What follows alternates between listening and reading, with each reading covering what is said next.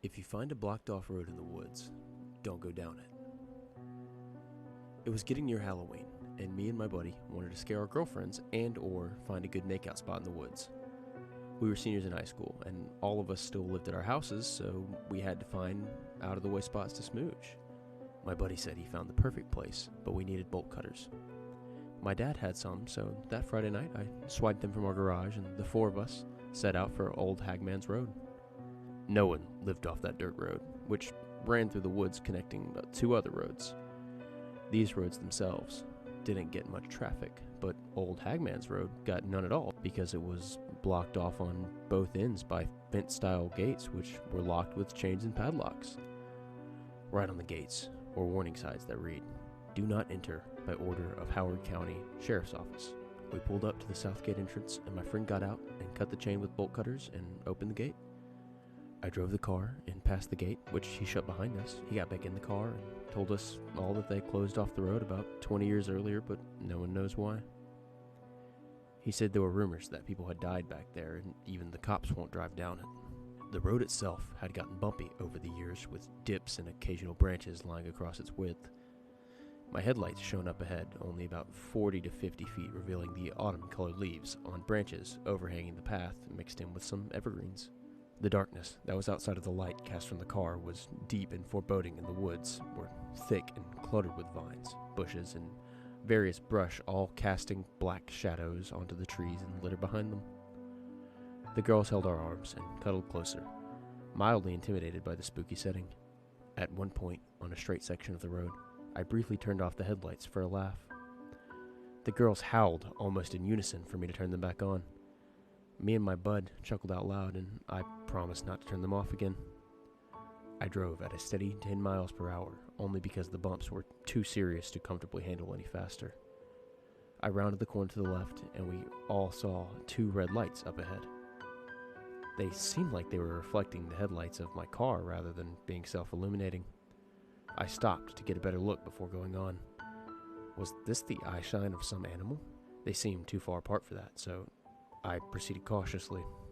We got about 50 feet from the lights, and the body that they were attached to faded into view from the thick darkness behind. It was an old car. The rear reflectors were the source of the red lights we saw. It was a dark blue sedan with its paint chipping off, a good bit of rust, and lots of leaves on its trunk and roof. The rear window was covered in dust, and as I steered to the left side of the road to go around it, we could see that so were the windows and doors. But we all noticed that the driver's window was down about halfway. I slowed a little as I crept past the abandoned car. Looking over, the interior couldn't be seen through the dust-caked windows. As the inside of the driver's seat came into view, though, its half-open window, with a sense of dread and anticipation, swept through us all. The steering wheel was in view when my buddy spoke up to assure everyone not to worry. They wouldn't close the road without getting everybody out of here first.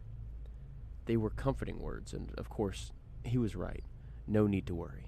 But as the headrest to the driver's seat came into view, and we all stared at it anyways, transfixed and tight with suspense, the dust on the window prevented us from being able to see through it clearly, so all we could make out was a sliver of the interior. At first glance, it seemed the seat was empty, but then I noticed just above the top of the partially rolled down window, you could see something on the back seat of the seat. But then I noticed, just above the top of the partially rolled down window, you could see something on the backrest of the seat. It looked like dark hair on top of someone's head who had slid down in the seat. But it was just an inch or so, and it was so dark that it could have been something else.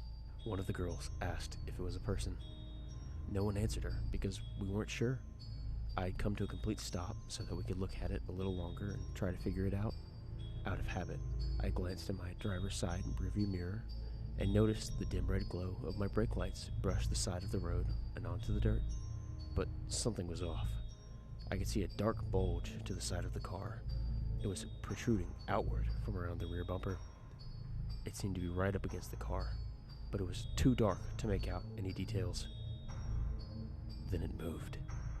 There was someone there, crouching. I looked with more focus to try to make out what it was when the brake lights revealed an opening mouth and the appearance of a set of teeth and long canine fangs. My heart started racing and hands trembling. I started to move forward to get past the car, saying nothing so as not to alarm the others. I kept one foot on the brake to keep the brake lights on, and I watched it in the mirror. As I pulled forwards, it stood up. Its body was wide and thick. It stood on two legs, and it was humanoid in its basic structure. It had large hands with thick claws at the end of each finger. It was covered in hair, except for its chest, which was reminiscent of a gorilla's chest. Its head was exactly like the head of a bison, only with thick fangs and an angry grimace on its face. It even had small, thick horns. It stood there as I drove off. No one else had seen it. With a wavering voice, I asked my buddy to have the bolt cutters ready, and I said we needed to get out of there fast. He suggested we turn around, but I informed him that there wasn't room on the road for that, and I wasn't going back that way no matter what. I increased my speed and held it there, even though the bumps were making the passengers angry. My buddy could tell something was wrong. He asked me if I saw something else besides the possible man in the car. I replied, only to tell him to have the bolt cutters ready and to work as fast as he could when we got up to the north gate. Up ahead, there was a small opening in the trees to the left, and as we passed, it was a dark figure on all fours that ran towards the car from the clearing. It slammed into the driver's side door hard, making a loud boom and pushing the car sideways about a foot. The girl screamed. I put the pedal to the floor.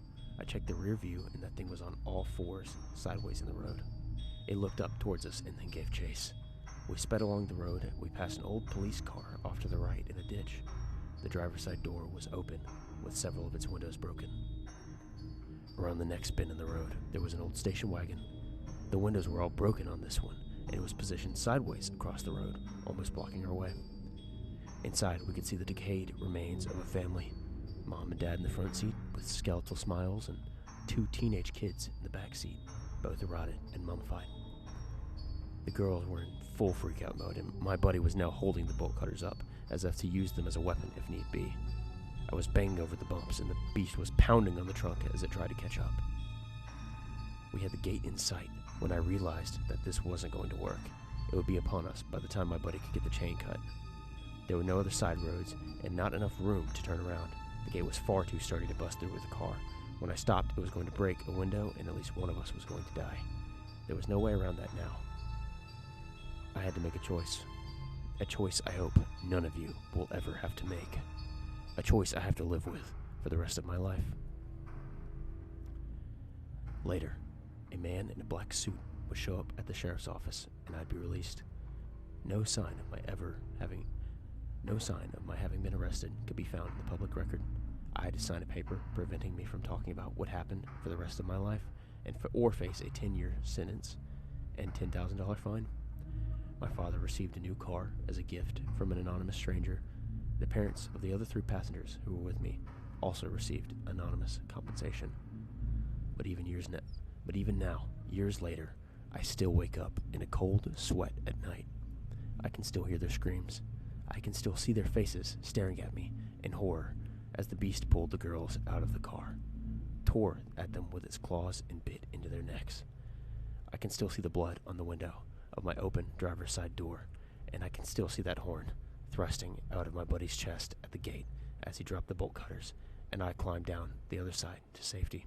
And I still have to admit to myself, even though I carry a ton of guilt and shame for leaving them to die, I still have to admit that if I got a do-over, I'd do the same thing all over again. And if you saw what I saw, you would too.